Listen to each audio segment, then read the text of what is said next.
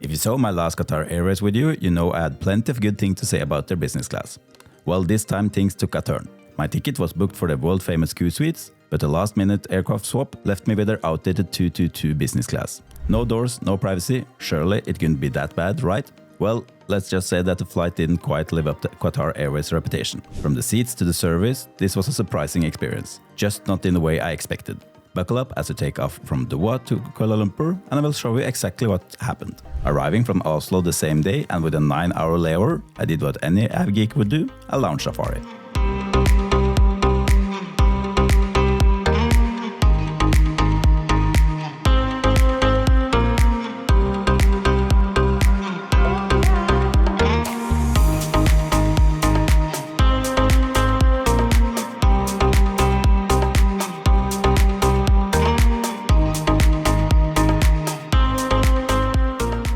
Welcome back to the channel. Currently sitting in the Qatar Airways lounge in Doha.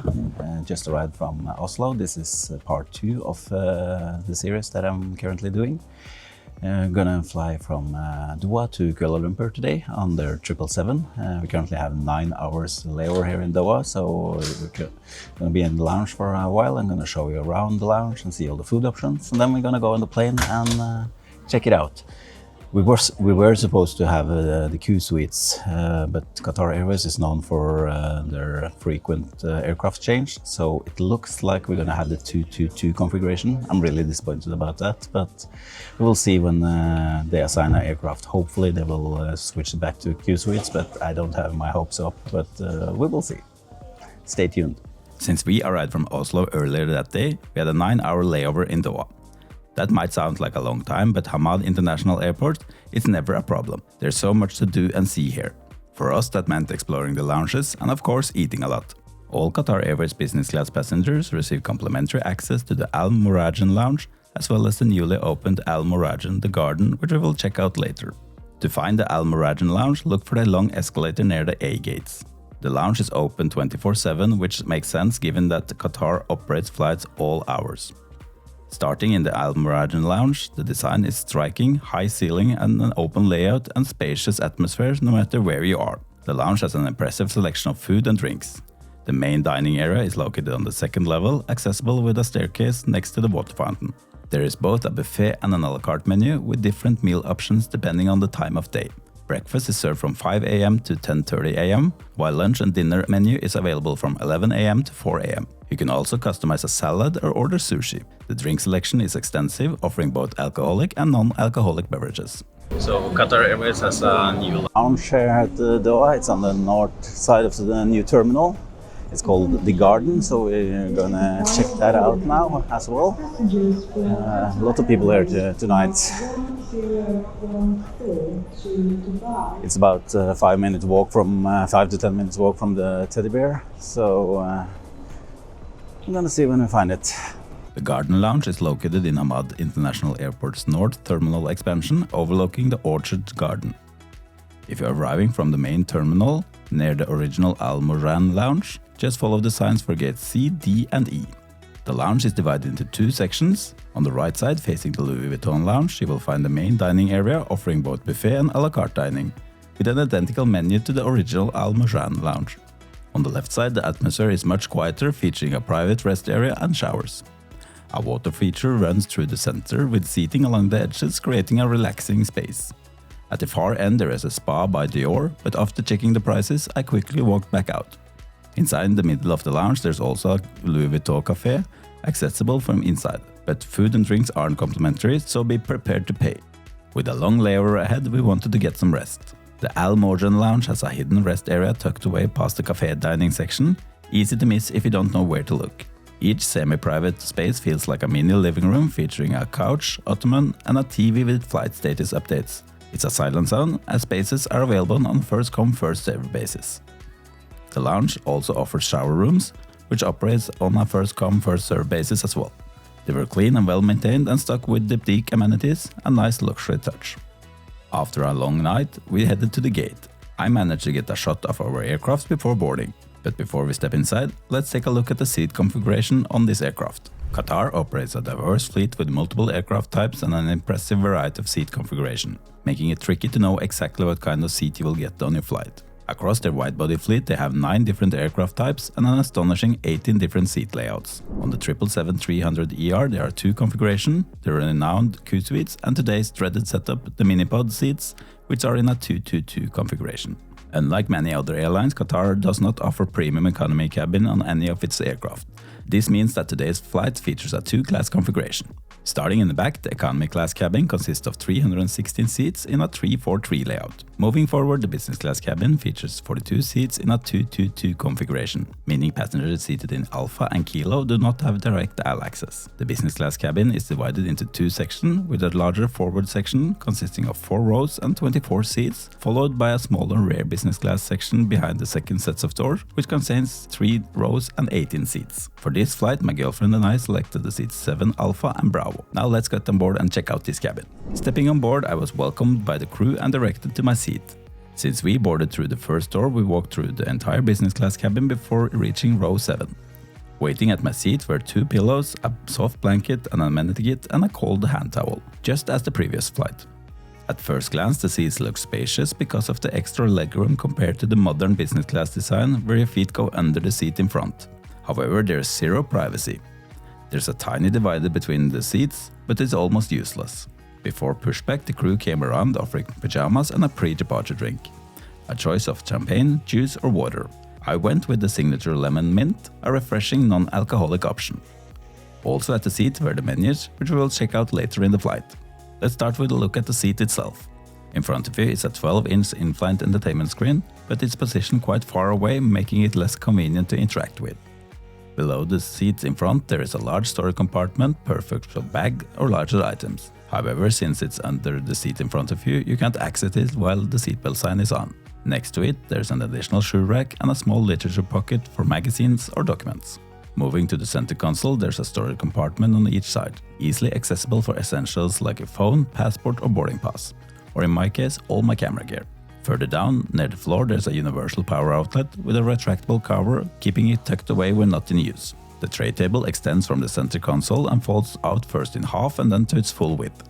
You can also slide it back and forward slightly, and it has the marble finish you will find on the top console, but honestly it feels a little bit wobbly and worn out, a clear sign of the cabin's age. On the top of the center console there's a sliding marble cover that reveals a bottle holder with a bottle of water inside. The headrest is adjustable, allowing you to rest in a more upright position. It also has foldable flaps on the sides for additional head support. At the seat you will find 2 pillows, a standard size pillow for better support and a smaller, less plush pillow which I believe you can take with you. Behind your seat there's a small storage area for the provided headphones as well as the USB-A charging port and a headphone jack. Next to your neighboring seat there is a privacy divider and a reading light, but to be honest the divider is tiny and doesn't provide much privacy.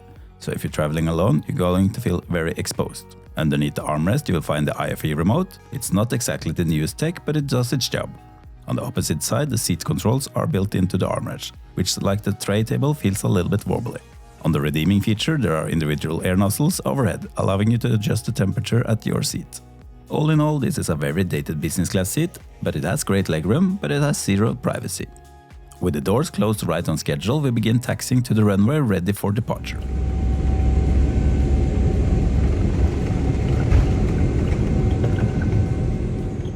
Today's flight will cover approximately 3,600 miles with a total flight time around 6.5 hours. We are departing from Doha at night, flying over India and landing in Kuala Lumpur in the afternoon, adjusting for the time zone shift along the way. After takeoff, I looked out the window and saw that we were flying directly over Dubai. The city lights sparked below, creating an incredible view. One thing I always use when I'm traveling is a VPN that shields your digital life from hackers and anyone else that wants to snoop on your data. I have partnered up with Private Internet Access, or PIA, as today's video sponsor. I've been using PIA myself for the last 10 years privately, and I reached out to them to see if they could sponsor me. And if you use my link in the description below, you support me and my continuous work here, and you will also get 83% discount and 4 months completely free. And if you're using PIA, your data is shielded from anyone else, and you can also select any other countries in the world that you want to be in. So if you're streaming Netflix or accessing gay restricted content, Pia can avoid that. So yeah, check out the link in the description and use my link. I will be really happy. One of the standout benefits of Qatar Business Class is their complimentary pajamas provided to all passengers. This is a rare perk in business class and usually something you only get in first class on other airlines. Qatar sends them out just before takeoff, which is a nice touch, especially on overnight flights. And speaking of that, I have something special for you. I'm giving away a Qatar Airways Business Class pajamas in size large. All you have to do to enter is to subscribe to my channel, like this video and leave a comment. It could be anything from Qatar Airways, the seat configuration, or where you want to fly next. I will pick a random winner and announce it in my next video, so make sure you subscribe and stay tuned. Good luck, and now let's check out the bed. Since this was a night flight, I decided to get some sleep before the meal service. One of the best things about Qatar is their Dine on Demand service, which allows passengers to eat whenever they choose. This flexibility is perfect for adjusting to different time zones or personal preferences. Before I reclined my seat into a bed, which turned out to be the biggest disappointment of the trip, I headed to the bathroom to change into my pajamas. Qatar's 777 has a total of 4 lavatories in business, with 2 located in the front of the cabin and 2 in the middle. Since I was seated in the middle section, I used the lavatory closest to me. The bathroom was surprisingly spacious, with large mirror and a fold-down bench that made changing much easier. Throughout the flight, the crew kept the lavatory spotlessly clean, which is always appreciated. As expected, Qatar stocked their bathroom with boutique amenities, which is a nice feature. The pajamas are made from the White Company, a well-known British brand, and have a soft, loose fit, making them ideal for sleeping. With my pajamas on, it was time to head back to my seat and see if I could get some proper rest before the meal service. Back at my seat, I reclined the bed, ready to get some rest. Almost the entire cabin decided to go straight to sleep, so the crew dimmed the lights to create a more relaxing atmosphere. Qatar provides a shrink-wrap blanket, which is actually quite large and has a dual texture. One side is a velvet-like plush, while the other one is a smooth finish. It is a nice touch and adding a bit of comfort to the experience. However, as soon as I fully reclined the seat, I realized there was a major issue. The bed did not completely lie flat, leaving my legs at a downward angle, which made it incredibly uncomfortable. The thin and uneven padding only made things worse, and no matter how I adjusted, I couldn't find a truly resting position. Frustrated, I recorded my thoughts in the moment, sharing just how uncomfortable the bed was. Well, this plane is really old. It's 17 years old. My seat is actually malfunctioning. Put it in bed mode, and as you can see here, it goes slightly downwards. I'm not sure if you can see it, but I tilt downwards. It should be like straight up, but mine is tilting. So, well, this isn't actually the Qsuite experience that I was hoping for. But yeah, I will try to get some sleep and see you for some food in 4 or 5 hours maybe. Good night. After venting about the poor bed quality, I decided to push through and try to sleep anyway. I wanted to give it a fair chance and see if it was as bad as I initially thought. A couple of hours later, I woke up tired and irritated, and my opinion about the bed hadn't changed. It was just as uncomfortable as I expected, and I struggled to get any proper rest. Good morning. Tried to sleep on this, I wouldn't even call it a bed. But yeah, I think I slept for a couple of hours, but this has to be one of my worst for business class experience that I've experienced in the hard product side. The bed was really bad. The footwell didn't fully recline, so I was laying with my legs in an angle, and it was really bad. Not a pleasant journey, so I had to crawl up and lay like a ball to not get pain in my lower back. So yeah, the hard product here is actually really bad. The crew on the other hand is really good. That's so it's nothing about the crew or anything about that, but it's really the bed actually. When you sit up like I'm doing now, then it's no problem. But yeah. Following the flight, I decided to send an email to Qatar explaining the poor sleeping experience and requesting some form of explanation or reimbursement. Stick around until the end of the video to find out if they ever responded. Since I was already awake, it was time to try the meal service. For this flight, I had pre-selected my meal before departure, opting for the Japanese-style beef hamburg with shredded daikon. Qatar allows business class passengers to pre-order their meals, but for those who didn't, there was a choice between a late-night dining menu and a breakfast selection. I started with an appetizer of seasonal fresh fruit from the breakfast menu. It was nothing special, just a simple fresh option, which was fine since I wasn't particularly hungry. Then came my main course, the beef hamburg. Unfortunately, it turned out to be quite disappointing. It wasn't bad, but it lacked any real flavors and was just a bland and forgettable. To finish the meal, I ordered a cheese plate, which is actually pretty good. A safe and reliable choice. Trying to fight off the jet lag, I ordered a cup of coffee before checking out the in-flight entertainment system and the provided headset. After the meal, I passed the time by exploring the in-flight entertainment system Oryx One. While Qatar offers a solid selection of movies, TV shows and other entertainment options, the screen itself felt outdated. The resolution wasn't the best, and the fact that it was positioned so far away made it a bit difficult. The remote was also quite old-fashioned, making navigation feel clunky compared to more modern business class setup. Qatar provides noise-cancelling headphones to all business class passengers, but they were nothing special. The noise cancellation was basic at best, while they were usable during the flight. When it comes to connectivity, Qatar offers all passengers 1 hour complimentary Wi-Fi, provided they have Privilege Club account. Unlike some other airlines, business class passengers don't receive additional free Wi-Fi, but the pricing is quite reasonable, just $10 for unlimited access throughout the flight. And pro tip, if you purchase Wi-Fi before departure, you can get it for an even lower price, only $8. The speed was decent when I tested it, with the download speed reaching 7 megabits per second and an upload speed of 0.29 megabits per second, making it sufficient for browsing. At my seat, I also found a diptyque amenity bag, which was actually quite impressive. The bag itself was stylish and generously sized, making it a great option for travelers who prefer to pack light and use it for small essentials when carrying only a cabin bag.